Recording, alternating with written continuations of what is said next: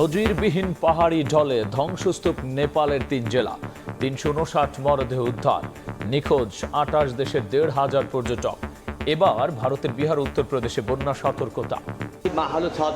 আমার স্ত্রী ভূমিধসের নিচে চাপা পড়ে যায়। ৪-৫ ঘন্টা পর একটি হেলিকপ্টার এসে আমাকে উদ্ধার করে। এখন পর্যন্ত কোনো আমরা বাংলাদেশি কারোর এরকম নিখোঁজ হওয়া বা মৃত্যুর খবর পাইনি। একজন রেস্কিউ করা গেছে, বাকি ৩১ জনে এখনো কোনো ট্রেস আমরা পাইনি। নেপালে হতাহতের ঘটনায় সংসদে শোক প্রস্তাব গ্রহণ, নেই বাংলাদেশি আটকে পড়ার তথ্য। বাংলাদেশে এতে অ্যাফেক্টেড হয়েছেন কিনা, যদি হয় তাহলে পরে আমাদেরকে যেন জানান এবং আমরা তাদের সঙ্গে সম্পূর্ণভাবে সহযোগিতা করব। দেখছিলেন প্রধান শিরোনাম, রাতের সময় সঙ্গে আছি আমি গোলাম রাব্বি। এবার অন্যান্য শীর্ষ সংবাদ। শাহবাগ স্কোয়ারে বক্তৃতা দিয়ে পার্লামেন্টে বক্তৃতা দিয়ে এক কথা না।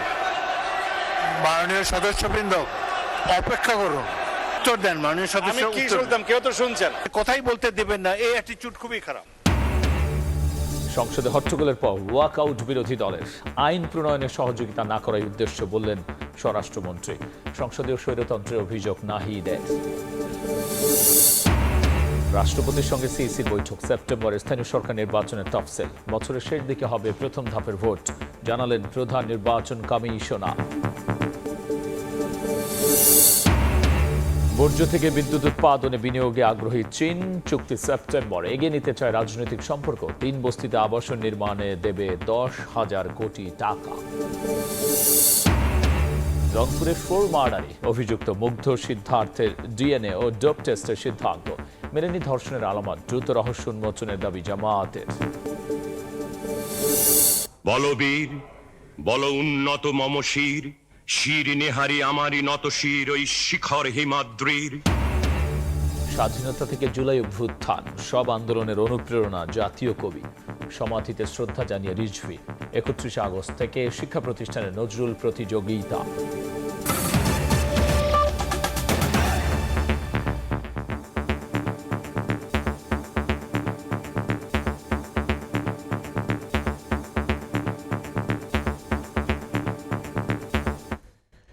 নজিরবিহীন পাহাড়ি ঢলে ধ্বংসস্তূপে পরিণত হয়েছে রসুয়া সহ নেপালের ৩ জেলা। মৃতের সংখ্যা বেড়ে দাঁড়িয়েছে ৩৫৯ জনে। নিখোঁজ আছেন ২৮ দেশের প্রায় ১৫০০ পর্যটক। উদ্ধার কাজ চললেও বিস্তীর্ণ জনপদ কাদা মাটি আর পাথরে চাপা পড়ায় উদ্ধারকারীদের হিমশিম অবস্থা। এর মধ্যেই নেপাল তিব্বত সীমান্তের কাছে হ্রদ তৈরি হয়েছে জানিয়ে ফের আকস্মিক বন্যা হতে পারে বলে সতর্ক করেছে চীন। এই অবস্থায় সহযোগিতার হাত বাড়িয়ে দিয়েছে যুক্তরাষ্ট্র, ভারত, পাকিস্তান, বাংলাদেশ সহ বিভিন্ন দেশ।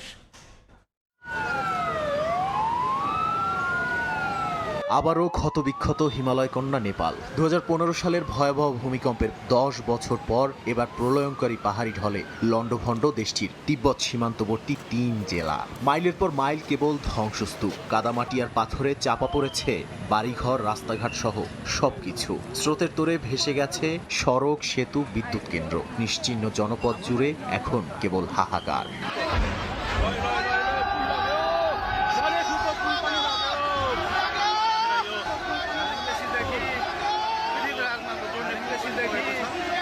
নেপালের ভুটেগসি ত্রিশুলি নদী হয়ে ভয়াবহ এই আকস্মিক বন্যা আঘাত হানে তিব্বত সীমান্তবর্তী এলাকায়। রসুয়া ও নুয়াকোট সহ সবচেয়ে ক্ষতিগ্রস্ত জেলাগুলোতে পানির স্রোতের সঙ্গে নেমে আসে বিপুল পরিমাণে কাদা, পাথর সহ ধ্বংসাবশেষ। নেপালের জাতীয় দুর্যোগ ঝুঁকি হ্রাস ও ব্যবস্থাপনা কর্তৃপক্ষ বলছে, কিছুক্ষণ পরপরই নতুন মরদেহ উদ্ধার করা হচ্ছে। নিখোঁজও আছেন শত শত মানুষ।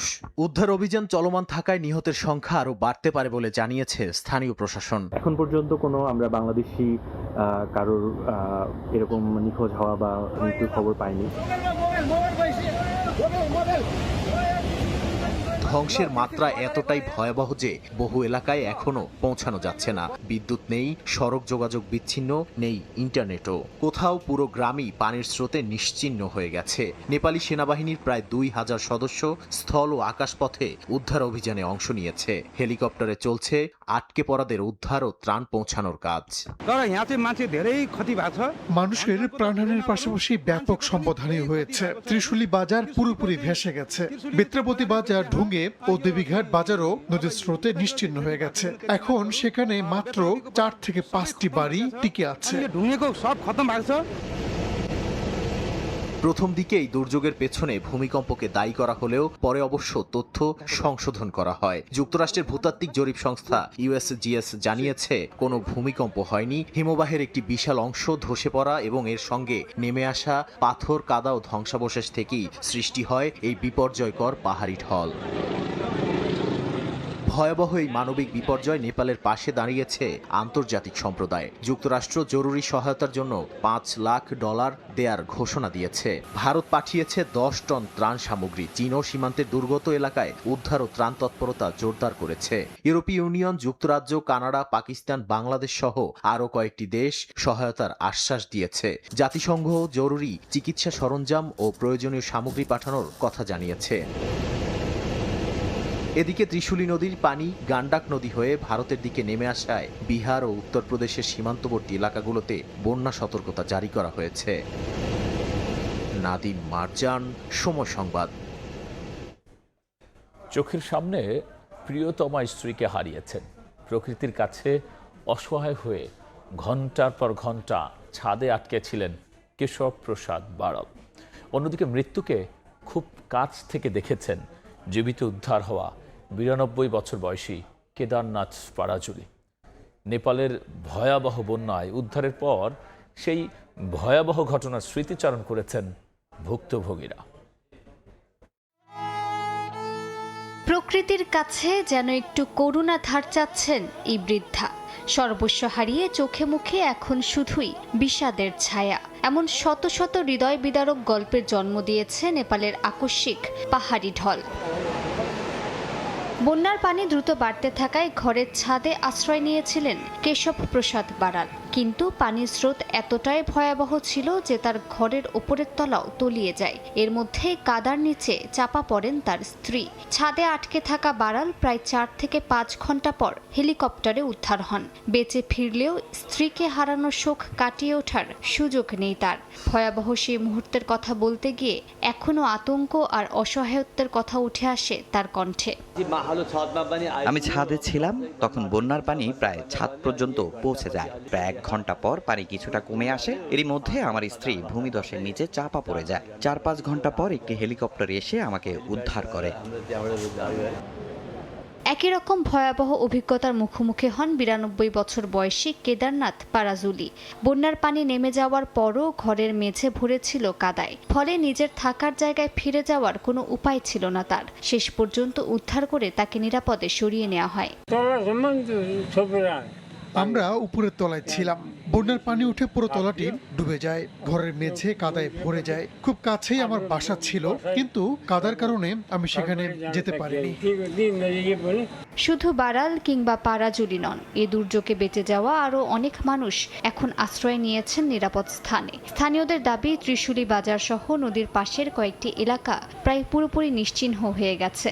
বন্যার আগে মানুষকে সতর্ক করা হলেও আকস্মিক পানির তোড়ে অনেকেই ঘর থেকে প্রয়োজনীয় জিনিসপত্র সরিয়ে নেয়ার সুযোগ পাননি। এমন ভয়াবহ স্মৃতি হয়তো কখনোই ভুলে যেতে পারবেন না এই ভুক্তভোগীরা। মালিহা সুহরওয়ার্দী, সময় সংবাদ। এ নিয়ে বিস্তারিত আলোচনা করতে স্টুডিওতে যুক্ত হয়েছেন সহকর্মী নাদিম মারজান। যাচ্ছি তার কাছে। নাদিম, শুরুতে আপনার রিপোর্ট দেখছিলাম, সেক্ষেত্রে দেখছিলাম যে প্রাকৃতিক কি ভয়াবহ এক দুর্যোগের মধ্যে আসলে নেপাল, এবং সেই জায়গাটায় আমরা যদি একটু বলি শুরুতেই যে সর্বশেষ আসলে কি অবস্থা। রাব্বি, আমরা যদি দেখি যে নেপালে ইতিহাসের ভয়াবহ এক বিধ্বংসী ভূমিধস হয়েছে, যেটা তিব্বতের গিরিয়ং থেকে নেপালের রসুয়া সহ 3টি জেলা একদম ভাসিয়ে নিয়ে গেছে।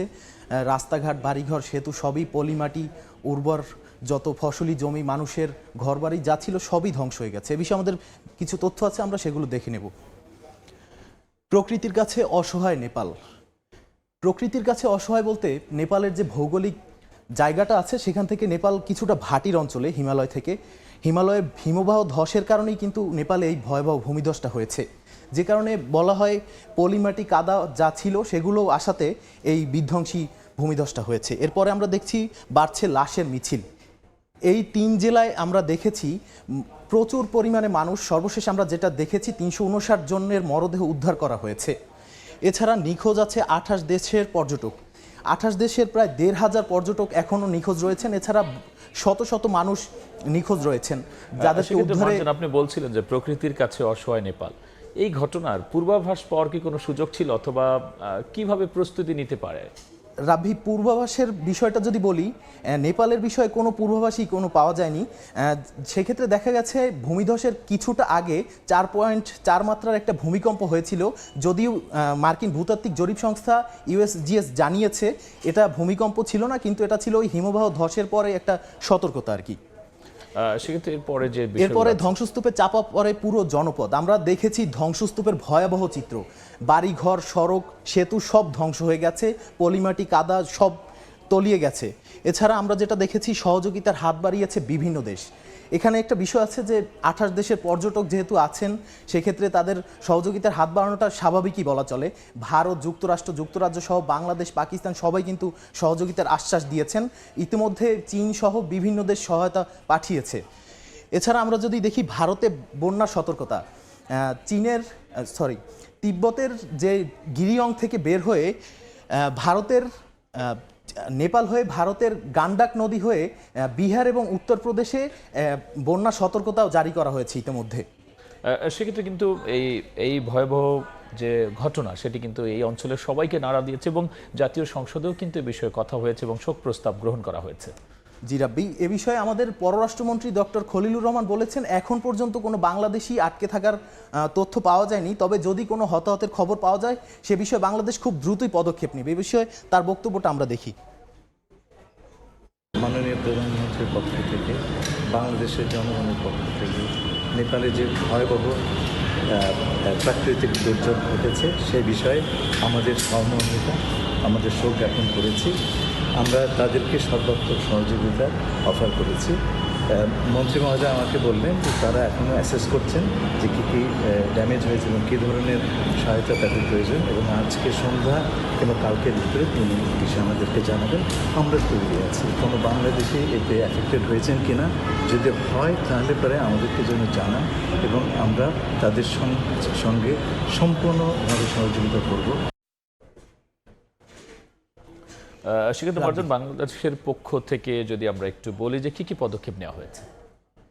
বাংলাদেশের পক্ষ থেকে পদক্ষেপ বলতে এখন পর্যন্ত যেহেতু আটকে থাকার কোনো তথ্য পাওয়া যায়নি, এছাড়া বাংলাদেশি কিছু পর্যটক সেখানে আছেন, যারা আছেন তাদের খোঁজ পাওয়া গেছে, তারা নিরাপদে আছেন, কিন্তু কেউ মিসিং আছেন কিনা কিংবা কেউ হতাহত হয়েছেন কিনা এ বিষয়ে কোনো পাওয়া যায়নি। আমরা যদি দেখি বাংলাদেশের জাতীয় সংসদে শোক প্রস্তাব গ্রহণ করা হয়েছে আজকেই, ত্রয়োদশ জাতীয় সংসদের অধিবেশনের শুরুতেই শোক প্রস্তাব পাশ করা হয়েছে। এছাড়া আমরা দেখেছি বাংলাদেশে আটকে পড়ার কোনো তথ্য নেই, যেটা আমাদের পররাষ্ট্রমন্ত্রী বলেছেন যে বাংলাদেশিদের তথ্য নেই। এছাড়া হতাহতের তথ্য পেলে দ্রুতই পদক্ষেপ নেওয়া হবে তিনি বলেছেন। এছাড়া আমাদের প্রধানমন্ত্রী তারেক রহমানও গতকাল বলেছিলেন সহায়তার জন্য সব ধরনের আশ্বাস, সর্বাত্মক প্রস্তুতি বাংলাদেশ নিয়ে রেখেছে যদি বাংলাদেশি কোনো হতাহতের তথ্য পাওয়া যায়। নাদিম, অসংখ্য ধন্যবাদ আলোচনায় যুক্ত হওয়ার জন্য। ধন্যবাদ রাব্বি। নেপাল ভয়াবহ দুর্যোগের সামগ্রিক সর্বশেষ অবস্থা এবং করণীয়, এবং একই সাথে অঞ্চলভিত্তিক সবগুলো দেশ যে এগিয়ে এসেছে সে বিষয়ে বিস্তারিত নিয়ে আলোচনায় যুক্ত হয়েছিলেন সহকর্মী নাদিম মারজান। যাচ্ছি অন্যান্য খবরে। দেশের আইন শৃঙ্খলা পরিস্থিতি নিয়ে ঢালাও ব্যর্থ বলা পল্টনে জনসভার বক্তব্যের মতো। স্বরাষ্ট্রমন্ত্রীর এমন বক্তব্য ঘিরে সংসদে বিরোধী দলীয় এমপিদের হট্টগোল। সংসদের ভবিষ্যৎ নিয়ে উদ্বেগ প্রকাশ করে যুক্তি দিয়ে বক্তব্য খণ্ডন ও কথা বলার স্বাধীনতা হরণ না করার আহ্বান জানিয়েছেন স্পিকার। এক পর্যায়ে ওয়াকআউট করে সংসদীয় স্বৈরতন্ত্রের অভিযোগ করে বিরোধী দলের এমপিরা। এদিকে পররাষ্ট্রমন্ত্রী জানিয়েছেন বাংলাদেশ ইতিবাচক হলেও মক্কা নিরাপত্তা জোটে এখনই যোগ দেওয়ার সুযোগ নেই। প্রথম দিনের অধিবেশনের পর 30 আগস্ট পর্যন্ত মুলতবি করা হয়েছে সংসদ। আমরা পুরা সংস্কার চাই, আমরা গণভোটের বাস্তবায়ন চাই, এবং আমরা এইভাবে খণ্ডিত কোনো প্রসেসের অংশ হতে চাই না। এই জন্য আমরা এখন আর এই আলোচনায় আমরা অংশগ্রহণ করব না। এই পর্বে আমরা সংসদ থেকে বিদায় নিচ্ছি। আমরা আবার ওয়াকআউট করছি। সংস্কার আর গণভোটের পূর্ণ বাস্তবায়নের দাবিতে ত্রয়োদশ সংসদের তৃতীয় অধিবেশনের প্রথম দিন শেষ সেশনে ওয়াকআউট করে বিরোধী দল। অংশগ্রহণ করেন, পক্ষ বিপক্ষ বিতর্ক থাকবে। আইন প্রণয়ন কার্যক্রমে সহযোগিতা না করার উদ্দেশ্যে অধিবেশন ত্যাগ করার অভিযোগ তোলেন স্বরাষ্ট্রমন্ত্রী। উদ্দেশ্য ছিল প্রধানত এই আইন প্রণয়ন কর্মকাণ্ডে সহযোগিতা না করা। এই আইনগুলো পার্লামেন্টে আসুক এই দাবি প্রথম সেশন থেকে তাদেরই ছিল। ওয়াকআউটের পরে অধিবেশন কক্ষের বাইরে এসে স্পিকারের বিরুদ্ধে পক্ষপাত ও সংসদীয় স্বৈরতন্ত্রের অভিযোগ তোলে বিরোধী দল। আমরা একটা সংসদীয় একটা স্বেচ্ছাচারিতা দেখতে পাচ্ছি, সংসদীয় একটা স্বৈরতন্ত্র দেখতে পাচ্ছি সরকারের পক্ষ থেকে, যেখানে স্পিকার এবং সরকার দল তারা এককভাবে এই পুরা জিনিসটা পরিচালনা করছে সংসদ। ফলে সেটার প্রতিবাদ স্বরূপ আমরা বের হয়ে এসেছি। শাহবাগ স্কোয়ারে বক্তৃতা দিয়ে পার্লামেন্টে বক্তৃতা দিয়ে এক কথা না। নির্ধারিত। এর আগে জামায়াতের সংসদ সদস্য শফিকুল ইসলামের সম্পূরক প্রশ্নের উত্তরে স্বরাষ্ট্রমন্ত্রী সালাউদ্দিন আহমদের এই বক্তব্যের প্রেক্ষিতে শুরু হয় বিরোধী দলীয় এমপিদের হট্টগোল। পরিস্থিতি স্বাভাবিক করতে বেগ পেতে হয় স্পিকারকে। সংসদে তো কথা বলার জায়গা, কথার মাধ্যমে যুক্তির মাধ্যমে অপর পক্ষের বক্তব্যকে খণ্ডন করা যাবে। কথা বলার স্বাধীনতা হরণ করবেন না। পরামর্শ সহিষ্ণুতা না থাকলে গণতন্ত্র ব্যর্থ হবে এই দেশে। পরে ফ্লোর পেয়ে স্বরাষ্ট্রমন্ত্রীর বক্তব্যের তীব্র সমালোচনা করেন বিরোধী দলীয় নেতা। সংসদ অধিবেশন যেদিন থেকে বসা শুরু হয়েছে সেদিন থেকেই তিনি তুচ্ছ তাচ্ছিল্য করে সবাইকে তিনি বলেছেন যে এই সংসদে তিনি শিক্ষকের ভূমিকা পালন করবেন। আমরা তার ছাত্র হওয়ার জন্য এখানে আসি নাই মাননীয় স্পিকার। সঙ্গীরা তো মনে করে, আমি নিজেও মনে করি যে এইটা কালচারাল না, এইটা পার্লামেন্টারিয়ান ফ্যাসিজম, এটা হওয়া উচিত না। মক্কা চুক্তি এবং সরকারের পররাষ্ট্রনীতি নিয়ে সংসদ সদস্যদের প্রশ্নের উত্তরে পররাষ্ট্রমন্ত্রী ডক্টর খলিলুর রহমান জানান, ইতিবাচকভাবে দেখলেও এখনই মক্কা চুক্তিতে যুক্ত হতে পারছে না বাংলাদেশ। এই প্যাক্টটিকে ইতিবাচক হিসেবে দেখছি। এতে যোগদান করার বিষয়টি এখনো আসেনি, কারণ এটা নির্ভর করছে যারা এই প্যাক্টের সদস্য তাদের অভিপ্রায়ের উপর। তারা যদি অভিপ্রায় প্রকাশ করেন বাংলাদেশকে এই প্যাক্টে নেবার জন্য, তাহলে পরে আমরা নিশ্চয়ই সেটা ইতিবাচকভাবে বিবেচনা করব। এদিকে অধিবেশনের শুরুতেই নেপালের ট্র্যাজেডিতে শোক প্রস্তাব গ্রহণ করে সংসদ। নেপালের সাম্প্রতিক প্রাকৃতিক দুর্যোগ, ব্যাপক প্রাণহানি, ক্ষয়ক্ষতির প্রেক্ষিতে আমি শোক প্রস্তাবের জন্য অনুরোধ করছি। মুরসালিন হক জুনায়েদ, সময় সংবাদ, ঢাকা। বঙ্গভবনে রাষ্ট্রপতি মির্জা ফখরুল ইসলাম আলমগীরের সঙ্গে সাক্ষাৎ করেছেন প্রধান নির্বাচন কমিশনার। বৈঠকে স্থানীয় সরকার নির্বাচনের সার্বিক প্রস্তুতি এবং বিভিন্ন বিষয় নিয়ে আলোচনা হয়েছে। বিকেলে ব্রিফিংয়ের কথা জানিয়েছেন সিইসি। বলেন, সেপ্টেম্বরে ঘোষণা করা হবে স্থানীয় সরকার নির্বাচনের তফসিল। বছরের শেষ দিকে হবে প্রথম ধাপের ভোট। দেশের 23তম রাষ্ট্রপতি মির্জা ফখরুল ইসলাম আলমগীরের সঙ্গে প্রধান নির্বাচন কমিশনারের এটি প্রথম সাক্ষাৎ। বৃহস্পতিবার দুপুরে সিইসি এএমএম নাসির উদ্দিনের নেতৃত্বে কমিশনার আব্দুর রহমান এল মাসুদ, মোহাম্মদ আনোয়ারুল ইসলাম সানাউল্লাহ সহ ইসি সচিবালয়ের ঊর্ধ্বতন কর্মকর্তারা বঙ্গভবনে যান। রাষ্ট্রপতির সঙ্গে সাক্ষাতের পর বিকেলে ব্রিফিং করে সিইসি বলেন, ত্রয়োদশ জাতীয় নির্বাচন অত্যন্ত সুন্দর ও সফল হয়েছে বলে জানিয়েছেন রাষ্ট্রপতি। সেই ধারা বজায় রেখে আসন্ন স্থানীয় সরকার নির্বাচন নিরপেক্ষ ও গ্রহণযোগ্য করতে প্রস্তুতির কথা রাষ্ট্রপতিকে জানিয়েছে কমিশন। বারবার করে উনি বলেছেন যে আপনারা একটা অত্যন্ত সুন্দর একটা নির্বাচন দিয়েছেন, খুব শান্তিপূর্ণভাবে নির্বাচনটা হয়েছে, খুব ভালোভাবে নির্বাচন হয়েছে, দেশে বিদেশে প্রশংসিত হয়েছে, এরকম একটা নির্বাচন আপনারা দিয়েছেন। আমি এটার পরে বললাম যে স্যার, আমরা তো একইভাবে স্থানীয় সরকার নির্বাচনটাও করতে চাই।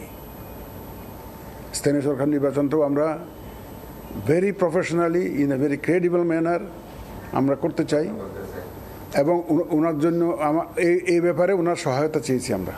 সেপ্টেম্বরেই স্থানীয় সরকার নির্বাচনের তফসিল দেওয়া হবে বলে জানান প্রধান নির্বাচন কমিশনার। পার্টিকুলারলি ওই যে ঠাকুরগাঁওয়ের জন্য আবার একটা বাই ইলেকশন আছে, ওটাও আমার 90 দিনের মধ্যে শেষ করতে হবে।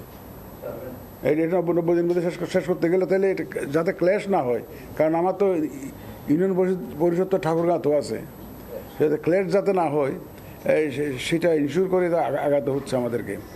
তো ইন এনি কেস আমার মনে হয় আমরা এই সেপ্টেম্বরের মধ্যে একটা শিডিউল দিতে পারবো। স্থানীয় সরকার নির্বাচনে সেনাবাহিনী মোতায়েনের পরিকল্পনার কথা জানান প্রধান নির্বাচন কমিশনার। এখানেও ঢোকানোর জন্য আমরা প্রপোজাল তো অলরেডি মন্ত্রণালয়ে চলে গেছে। শাহরিয়ার সৌমিক, সময় সংবাদ, ঢাকা।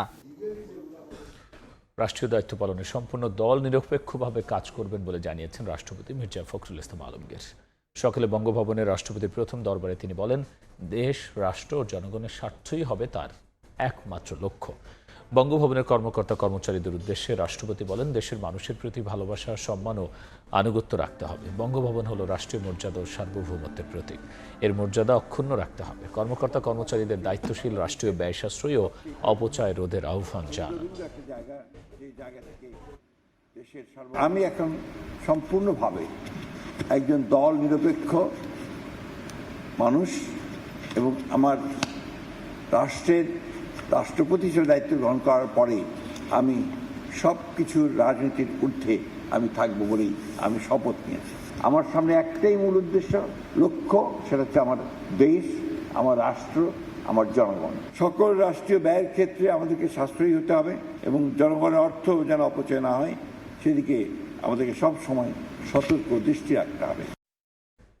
আমিনবাজার বর্জ্য থেকে বিদ্যুৎ উৎপাদন প্রকল্পে বিনিয়োগ করতে চায় চীন। চুক্তি সেপ্টেম্বরে এবং 2028 সালেই হবে বিদ্যুৎ উৎপাদন। সচিবালয়ে ঢাকায় নিযুক্ত চীনের রাষ্ট্রদূতের সাক্ষাতের পর ব্রিফিংয়ে কথা জানান এলজিআরডি প্রতিমন্ত্রী। বলেন, বিএনপি সরকারের সঙ্গে রাজনৈতিক সম্পর্ক এগিয়ে নিতে চায় দেশটি।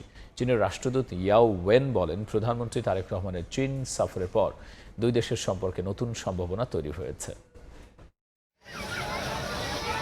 রাজনৈতিক ও অর্থনৈতিক সহযোগিতার পাশাপাশি বর্জ্য ব্যবস্থাপনা, বর্জ্য থেকে বিদ্যুৎ, গ্রিন এনার্জি উৎপাদন এবং বস্তি উন্নয়ন সহ বিভিন্ন খাতে সহযোগিতায় দীর্ঘদিন ধরেই আগ্রহী চীন। প্রধানমন্ত্রী তারেক রহমানের চীন সফরের পর এসব খাতে বিনিয়োগের আগ্রহ আরও বেড়েছে চীনের। বৃহস্পতিবার সকালে সচিবালয়ে এলজিআরডি মন্ত্রী ডক্টর আব্দুল মঈন খান ও প্রতিমন্ত্রী মীর শাহে আলমের সঙ্গে বৈঠক করেন চীনের রাষ্ট্রদূত ইয়াও ওয়েন। বৈঠক শেষে বলেন, প্রধানমন্ত্রীর সাম্প্রতিক চীন সফরের পর দুই দেশের সম্পর্ক নতুন সম্ভাবনা তৈরি হয়েছে। মোংলা বন্দর ও তিস্তা প্রকল্প সহ নবায়নযোগ্য জ্বালানি খাতে বাংলাদেশে বিনিয়োগে আগ্রহের কথা জানান তিনি। Honorable Prime Minister, very successful visit, a landmark visit. We decided to build China-Bangladesh community for shared future in the new year. It is new definition for China-Bangladesh cooperation.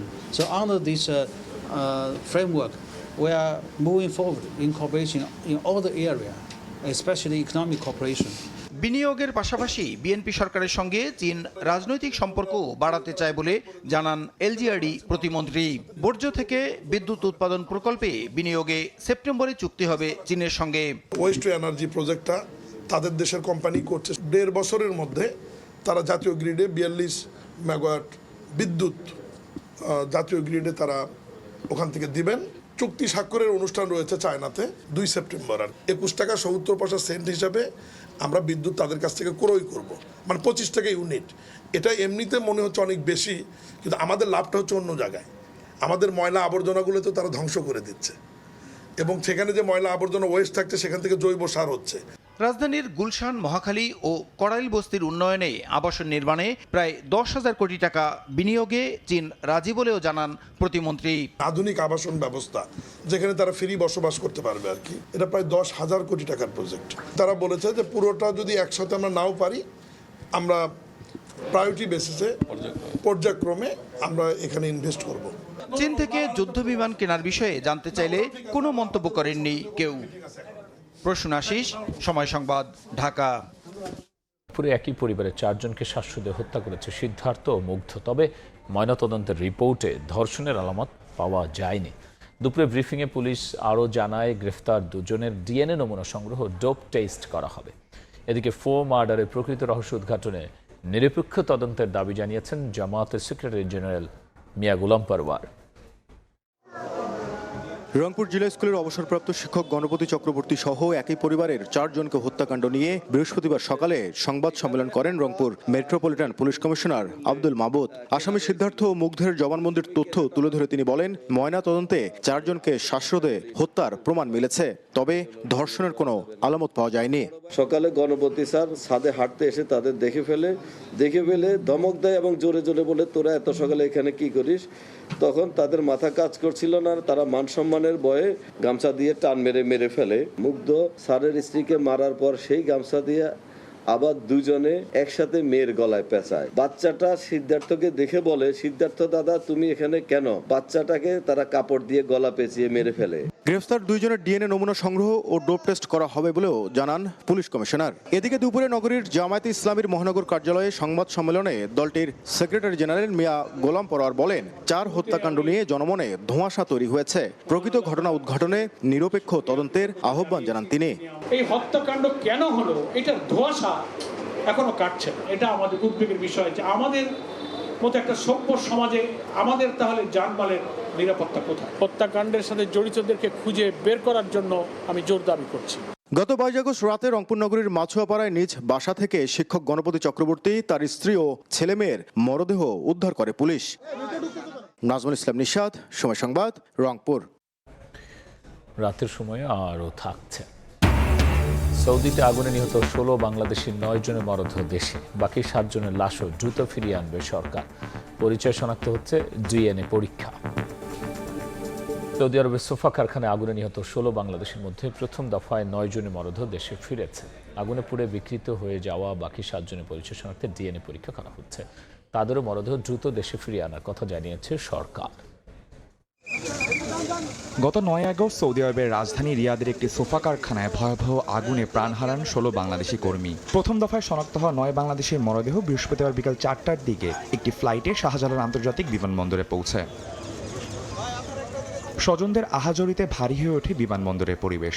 একমাত্র উপার্জনক্ষম ব্যক্তিকে হারিয়ে অনিশ্চয়তায় পরিবারগুলো। ঢোকার 8 মাস হচ্ছে, কোনো বেতন পায় না।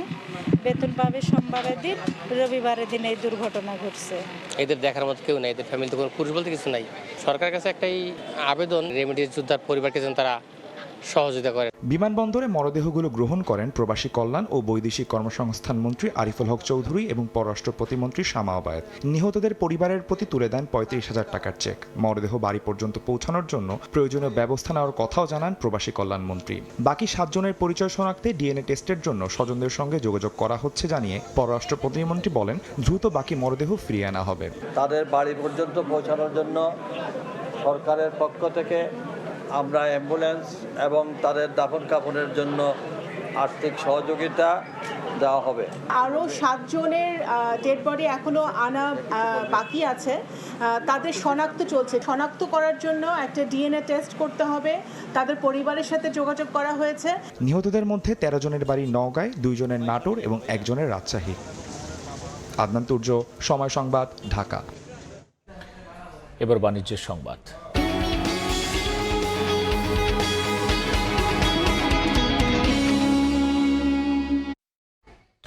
41,000 কোটি টাকার তহবিল নিয়ে 17 ব্যাংকের সঙ্গে চুক্তির দিনেই সামনে এসেছে সম্মিলিত ইসলামী ব্যাংকে প্রায় 10,000 ঋণ আদায় মামলা। সাবেক মালিকদের বিরুদ্ধে অনিয়ম দুর্নীতির ফরেনসিক অডিট চূড়ান্ত পর্যায়ে। ব্যাংক খাতের অর্থ ফিরিয়ে আনা আর বেসরকারি খাতে ঋণ প্রবাহের যোগান নিয়ে একাধিক বৈঠকে গুরুত্বপূর্ণ নির্দেশনা দেয় বাংলাদেশ ব্যাংক। ব্যাংকের অলস অর্থ উৎপাদনশীল খাতে বিনিয়োগ করে কর্মসংস্থান বাড়ানোর উদ্যোগের পাশাপাশি খেলাপি ঋণ আদায়েও চলছে জোর তৎপরতা। দ্বিমুখী চাপে ব্যাংক খাতে স্বস্তি ফেরাতে সরকার বন্ধ শিল্প কলকারখানা চালুর স্কিমের আওতায় এখন পর্যন্ত 41,000 কোটি টাকার তহবিল চূড়ান্ত করে 17 ব্যাংকের সাথে চুক্তি করেছে বাংলাদেশ ব্যাংক। একই দিনে গভর্নরের সঙ্গে ব্যাংক রেজুলেশন ডিপার্টমেন্টের সভায় উঠে আসে আমানতকারীদের স্বার্থ সুরক্ষায় একীভূত 5 ব্যাংকের খেলাপি ঋণ আদায়ে এখন পর্যন্ত প্রায় 10,000 মামলা দায়ের করেছে সম্মিলিত ইসলামী ব্যাংক। এছাড়া ব্যাংকটির আগের মালিকানা ও ব্যবস্থাপনার সময়ে অনিয়ম, দুর্নীতি ও ঋণ জালিয়াতি চিহ্নিত করতে পরিচালিত ফরেনসিক অডিটও রয়েছে চূড়ান্ত পর্যায়ে। মামলার বিষয়গুলো মামলা দিয়েই সমাধান করতে হবে। তো যেখানে যে ধরনের ব্যবস্থা নেওয়ার কথা সেগুলো সম্মিলিত ইসলামী ব্যাংক সেগুলো কার্যকরভাবে গ্রহণ করছে এবং সেক্ষেত্রে আমাদের কেন্দ্রীয় ব্যাংক থেকে বাংলাদেশ ব্যাংকের যে ধরনের সহযোগিতা দরকার, যে ধরনের সাপোর্ট দরকার, তথ্য উপাত্ত দিয়ে সবই বাংলাদেশ ব্যাংক তাদেরকে প্রদান করে সহযোগিতা করছে। পাশাপাশি এক্সিট পলিসি ও বিকল্প বিরোধ নিষ্পত্তি বা এডিআর এর মাধ্যমে সমঝোতার উদ্যোগও নেওয়া হয়েছে। কোন ধরনের অ্যাকাউন্টে কত টাকা আছে সেগুলো হিসাব বাংলাদেশ ব্যাংকের কাছে আছে এবং সেগুলো যাচাই বাছাই করা হয়েছে এবং কি পরিমাণ টাকা এই ক্ষেত্রে ব্যয়িত হতে পারে সেই হিসেবে একটা ব্যবস্থাও বাংলাদেশ ব্যাংক নিয়েছে। 5টি ব্যাংকের কার্যক্রম একীভূত করতে কোর ব্যাংকিং সিস্টেম, সুইফট ও অন্যান্য আইটি অবকাঠামোর ইন্টিগ্রেশন চলছে। 780টি শাখা ও 1500 বিজনেস ইউনিটের রেশনালাইজও চলমান রয়েছে বলে জানিয়েছে বাংলাদেশ ব্যাংক। সেলিয়া সুলতানা, সময় সংবাদ। বাংলাদেশ সংবাদ সংস্থা বাসুসের নতুন ব্যবস্থাপনা পরিচালক ও প্রধান সম্পাদক হিসেবে নিয়োগ পেয়েছেন মোহাম্মদ কাদের গনি চৌধুরী। জনপ্রশাসন মন্ত্রণালয় থেকে এক প্রজ্ঞাপনে তাকে এই পদে চুক্তিভিত্তিক নিয়োগ দেওয়ার কথা জানানো হয়েছে। বাংলাদেশ সংবাদ সংস্থা আইন 2018 ধারা 10(1) অনুযায়ী এই নিয়োগ দেওয়া হয়েছে। প্রজ্ঞাপনে বলা হয়েছে যোগদানের তারিখ থেকে পরবর্তী 1 বছর মেয়াদে তিনি এ দায়িত্ব পালন করবেন। নিয়োগের শর্ত অনুযায়ী মোহাম্মদ কাদের গনি চৌধুরীকে অন্য কোনো পেশা, ব্যবসা কিংবা সরকারি, আধা সরকারি বা বেসরকারি প্রতিষ্ঠান ও সংগঠনের সঙ্গে কর্মসম্পর্ক ত্যাগ করতে হবে।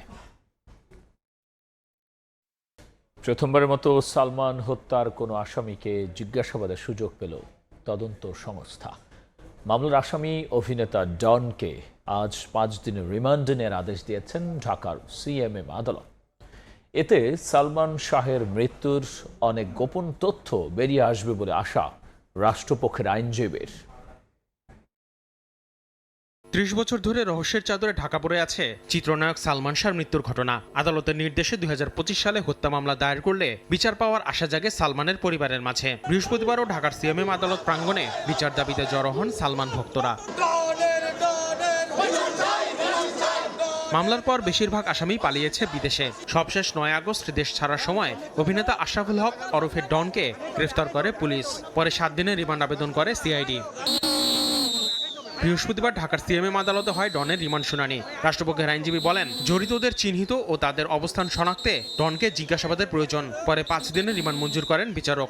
এই মামলার সঙ্গে আর কারা কারা জড়িত আছে এবং অন্যান্য আসামিদের অবস্থান জানার জন্য এবং এখানে যে টাকা পয়সার লেনদেন হয়েছে সেই বিষয়টা আমাদের দেখা দরকার। রাষ্ট্রপক্ষের আইনজীবী আরও বলেন, বিদেশে পলাতক সালমানের স্ত্রী সামিরা ও আজিজ মোহাম্মদ সহ সব আসামিকে দেশে ফেরাতে কাজ করছেন তারা। সবাই বিদেশ যাওয়ার নিষেধাজ্ঞা দেওয়া আছে, অনেকেই নিষেধাজ্ঞা দেওয়ার আগে অনেকে বিদেশ চলে গেছে বা অনেকেও দেশের মধ্যে অনেকে আত্মগোপনে করা আছে, সেটা তদন্তকারী কর্মকর্তা দেখবেন। যদিও ডনের দেশ থেকে পালানোর অভিযোগ অস্বীকার করে শুনানিতে আসামিপক্ষের আইনজীবীরা বলেন, ওমরা পালন করতে যাচ্ছিলেন ডন। তার বিরুদ্ধে সুনির্দিষ্ট কোনো প্রমাণ নেই বলেও দাবি আইনজীবীদের। আসিফ মোহাম্মদ সিয়াম, সময় সংবাদ, ঢাকা। দেখছেন রাতের সময়। স্বাধীনতা জুলাই অভ্যুত্থান সব আন্দোলনের অনুপ্রেরণা ছিলেন জাতীয় কবি কাজী নজরুল ইসলাম। ভোরে ঢাকা বিশ্ববিদ্যালয়ে কবির সমাধিতে শ্রদ্ধা নিবেদন শেষে বিএনপির ভারপ্রাপ্ত মহাসচিব রুহুল কবির রিজভী বলেছেন, বৈষম্য জুলুমের প্রতিবাদ করতে শিখিয়েছে নজরুলের কবিতা। এ সময় আগামী 31 আগস্ট থেকে শিক্ষা প্রতিষ্ঠানে নজরুল প্রতিযোগিতা শুরু হবে বলে জানিয়েছেন সংস্কৃতি প্রতিমন্ত্রী আলী নেওয়াজ মাহমুদ খৈয়ম। ভোরের আলো ফোটার সঙ্গে সঙ্গে বিদ্রোহী কবির সমাধিস্থল লোকে লোকারণ্য। বৃহস্পতিবার জাতীয় কবি কাজী নজরুল ইসলামের 50তম মৃত্যুবার্ষিকীতে ঢাকা বিশ্ববিদ্যালয়ে তার সমাধিতে শ্রদ্ধা জানান রাজনৈতিক বিভিন্ন সংগঠন সহ সর্বস্তরের মানুষ।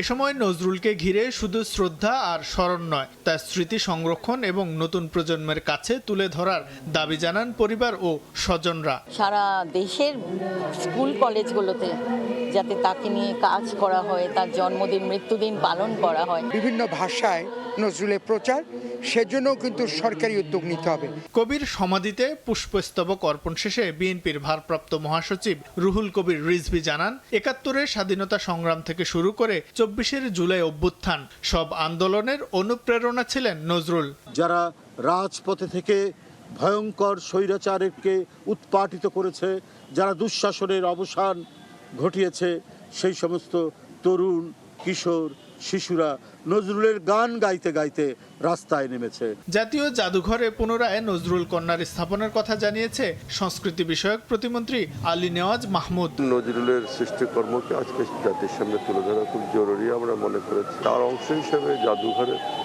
অন্যান্য শুধু বিভিন্ন জায়গায় এগুলো আমরা করার চেষ্টা করছি। আগামী 31 আগস্ট থেকে দেশের শিক্ষা প্রতিষ্ঠানগুলোতে নজরুল প্রতিযোগিতা শুরু হবে বলেও জানান প্রতিমন্ত্রী। আমাদের সাংস্কৃতিক প্রতিযোগিতা শুরু হচ্ছে। শাহিন আলম, সময় সংবাদ, ঢাকা।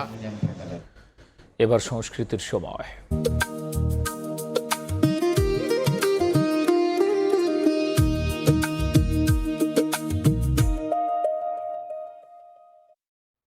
মুক্তচিন্তা ও মত প্রকাশের স্বাধীনতার গুরুত্ব তুলে ধরে রাজধানীর বেইলি রোডের মহিলা সমিতিতে অনুষ্ঠিত হয়েছে মাঙ্কি ট্রায়াল নাটকের 29তম প্রদর্শনী। বাতিঘর প্রযোজনা আয়োজন করা হয় নাটকটির এই প্রদর্শনী। বিস্তারিত কান্তাময়ী স্নেহার প্রতিবেদনে। মামলাটিকে প্রভাবিত করছে। যুক্তিকে পাশ কাটিয়ে জায়গা করে নেয় অযৌক্তিক বিশ্বাস, আর সেখানেই থমকে যায় মত প্রকাশের স্বাধীনতা। ধর্মান্ধতা ও অন্ধবিশ্বাসকে প্রশ্নবিদ্ধ করার বার্তা নিয়ে 29তম বারের মতো মঞ্চস্থ হলো নাটক মাঙ্কি ট্রায়াল।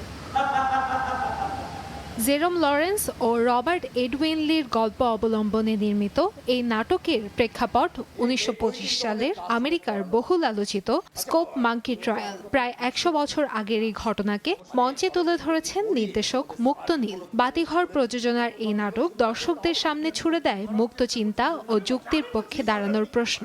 এটার অরিজিনাল যে নাটকটা 1950s হয়, ওটার নাম হচ্ছে ইনহেরিট দ্য উইন্ড।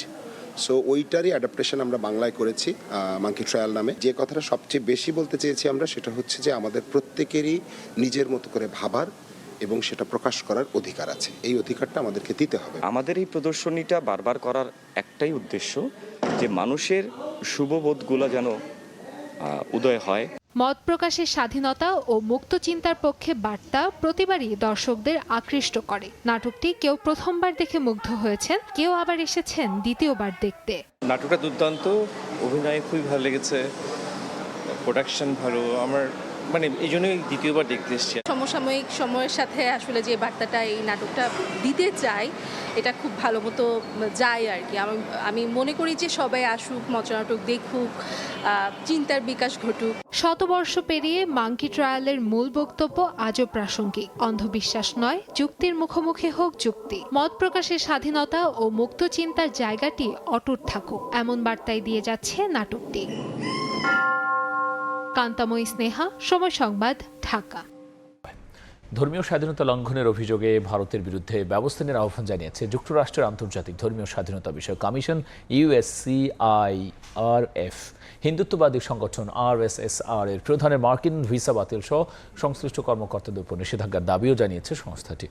বার্ষিক প্রতিবেদনে ভারতকে বিশেষ উদ্বেগের দেশ হিসেবে অন্তর্ভুক্ত করার সুপারিশ করা হয়েছে। এতে বলা হয়, বিজেপি সরকারের নীতির কারণে মুসলিম, খ্রিস্টান ও শিখদের প্রতি বৈষম্য বাড়ছে। লিটন দাসের ইনজুরির স্ক্যান রিপোর্টে ভুল ছিল না। বোঝার ভুলে টাইগার অধিনায়ককে চোট ধাঁধায় আটকে থাকতে হয়েছিল বলে জানান বিসিবি মেডিকেল কমিটির চেয়ারম্যান ডাক্তার সরকার মাহবুব আহমেদ শামীম। এবার তাই বাংলাদেশ ক্রিকেট বোর্ডের মেডিকেল বিভাগকে ঢেলে সাজাতে চান তিনি। পূর্বাঞ্চলে স্পোর্টস মেডিসিন রিহ্যাবিলিটেশন সেন্টার তৈরির পরিকল্পনা বিসিবির। ঘরের মাটিতে অস্ট্রেলিয়ার বিপক্ষে ওয়ানডে সিরিজে কাফ মাসেল ইনজুরিতে পড়েন লিটন দাস। স্ক্যান করে রিপোর্ট দেখে বিসিবি মেডিকেল বিভাগ জানায় লিটনের ইনজুরি গুরুতর নয়, খেলতে পারবেন টি-20 সিরিজেও। দলের সঙ্গে চট্টগ্রামে গেলেও খেলতে না পারায় জিম্বাবুয়ে সফরের জন্য প্রস্তুত হন লিটন। পায়ে ব্যথা অনুভব করায় জিম্বাবুয়ের বিপক্ষে টেস্ট না খেলে দেশে ফেরেন টাইগার অধিনায়ক। এরপর দেশের বাইরে চিকিৎসা নিয়ে তিনি ফিট হন অস্ট্রেলিয়া সফরের জন্য। এই ইনজুরির গোলক ধাঁধায় লিটনের ম্যাচ আর বিসিবির বহু টাকা জলে গেছে। আমাদের রিপোর্ট যেগুলো আছে সেই রিপোর্টগুলো ঠিক মতোই ছিল, হয়তো আমরা এক্সপ্লেন করতে বা যিনি বোঝার তাদের বোঝার ভুল হয়েছে। প্রায় 1300 কোটি টাকার বাংলাদেশ ক্রিকেট বোর্ডের মেডিকেল বিভাগের অগ্রগতি নেই। ধনী ক্রিকেট বোর্ডের কাতারের প্রথম সারির দিকে বিসিবি থাকলেও নেই কোনো ভালো রিহ্যাব সেন্টার। ছোটখাটো চোটের জন্য তাসকিন নাহিদদের ছুটতে হয় বিদেশে। এবার মেডিকেল বিভাগকে ঢেলে সাজাতে চান কমিটির চেয়ারম্যান ডাক্তার সরকার মাহবুব আহমেদ শামীম। চেষ্টা করছি যে আমরা একটা sports medicine rehabilitation and centre of excellence তৈরি করা। আমাদের পূর্বাঞ্চলে যে বড় সেন্টার অফ এক্সেলেন্স গঠিত হবে, তৈরি হবে, সেখানের মধ্যে আমরা সেটা ইমপ্লিমেন্ট করব। অনেক সময় খেলোয়াড়রা নিজের ইনজুরি লুকিয়ে মাঠে নেমে পড়েন, দেশের স্বার্থে খেলিয়ে দেন টিম ম্যানেজমেন্ট। এবার তা হবে না বলেই নিশ্চিত করেছেন বিসিবির মেডিকেল কমিটির চেয়ারম্যান। কেউ একজন রিকোয়েস্ট করেছে আমাদেরকে যে এই প্লেয়ারকে একটু আগেই রিহ্যাবিলিটেট করা যায় কিনা। আমরা এই সমস্ত জিনিসে কম্প্রোমাইজ করেছি, আর কম্প্রোমাইজ করবো না। আমরা একদম পিওর মেডিকেল প্রোটোকল অনুযায়ী চলবে এবং আমাদের কথা ছাড়া কেউ কিছু করতে পারবে না। দ্রুতই বোর্ডের মেডিকেল বিভাগের চিত্র পরিবর্তন করে দিতে চান শামীম। সামনে বিদেশ থেকে ক্রিকেটাররা এ দেশে চিকিৎসা নিতে আসবে বলে আশা তার। বিদেশ থেকে আসলে বাংলাদেশে চিকিৎসা নিতে আসবে, আমরা বাইরে যেতে হবে না। জিহাদ আল হাসান, সময় সংবাদ, ঢাকা। এ পর্যায়ে শীর্ষ সংবাদ জানিয়ে দিচ্ছি আরও একবার।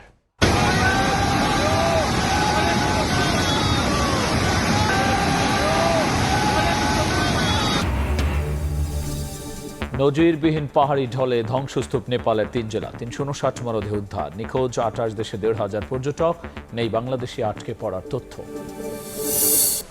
শাহবাগ স্কোয়ারে বক্তৃতা দিয়ে পার্লামেন্টে বক্তৃতা দিয়ে এক কথা না। মাননীয় সদস্যবৃন্দ অপেক্ষা করুন, উত্তর দেন। মাননীয় সদস্য কি শুনতাম, কেউ তো শুনছেন। কথাই বলতে দেবেন না, এই অ্যাটিটিউড খুবই খারাপ।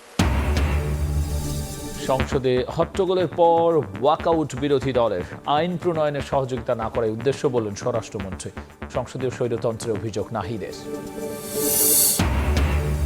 এবং রাষ্ট্রপতির সঙ্গে সিইসির বৈঠক, সেপ্টেম্বরে স্থানীয় সরকার নির্বাচনের তফসিল, বছরের শেষ দিকে হবে প্রথম ধাপের ভোট, জানালেন প্রধান নির্বাচন কমিশনার।